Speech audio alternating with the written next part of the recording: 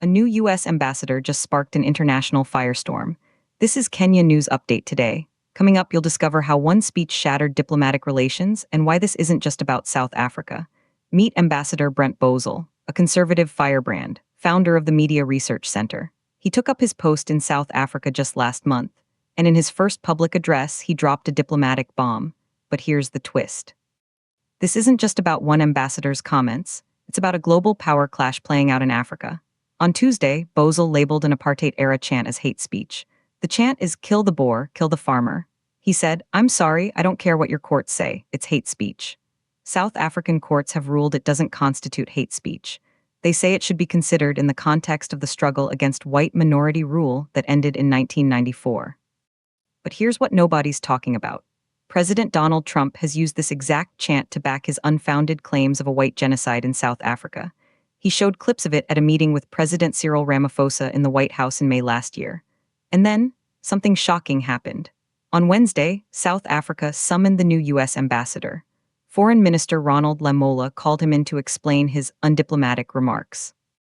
Lamola told journalists, "We have called in the ambassador of the United States, Ambassador Bozell, to explain his undiplomatic remarks." But here's the part that will blow your mind. Bozell appeared to backtrack on Wednesday. He posted on X, "I want to clarify that while my personal view, like that of many South Africans, is that kill the Boer constitutes hate speech, the U.S. government respects the independence and findings of South Africa's judiciary." Yet in that same Tuesday address, he went further. He criticized South Africa's black economic empowerment policies. He claimed they could lead to disinvestment. He compared current policies with apartheid race laws. Repeating misleading figures pushed by pro-white lobby groups, he claimed there were 147 race laws against black South Africans under apartheid and roughly the same number now against whites. In response, Lamola fired back. He said, "We reiterate that broad-based black economic empowerment is not reverse racism, as regrettably insinuated by the ambassador." He added, "It is a fundamental instrument designed to address the structural imbalances of South Africa's unique history. It is a constitutional imperative that the South African government can and will never abandon."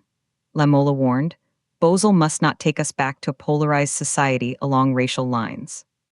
His role as a guest is to support us to build one nation." But here's the escalation.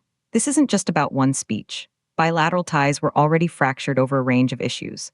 South Africa has brought a genocide case against U.S. ally Israel, and President Trump has repeatedly made disputed claims that white Afrikaners are being persecuted. Bozell is a figure of the American right. His nonprofit once criticized media for not calling Nelson Mandela a terrorist. At his October Senate hearing, he justified his views. Now, his appointment under the Trump administration has brought these tensions to a boiling point. Some say he's speaking uncomfortable truths. Others say he's undermining decades of progress. But if his role is to build bridges, why is he lighting matches? The implications are massive. This controversy exposes deep fractures in U.S.-South Africa relations. It shows how domestic U.S. politics are spilling onto the global stage. And it raises an unanswered question: is this a diplomatic misstep or a deliberate strategy by the Trump administration?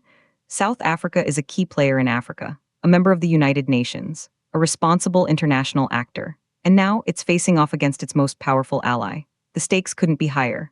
For South Africa, this is about sovereignty and historical justice. For the U.S., it's about influence and ideology. And for the world, it's a test of whether diplomacy can survive in an age of polarization. Do you think the ambassador crossed a line, or was he right to speak out? Drop your take in the comments. Subscribe to Kenya News Update today for more breaking news.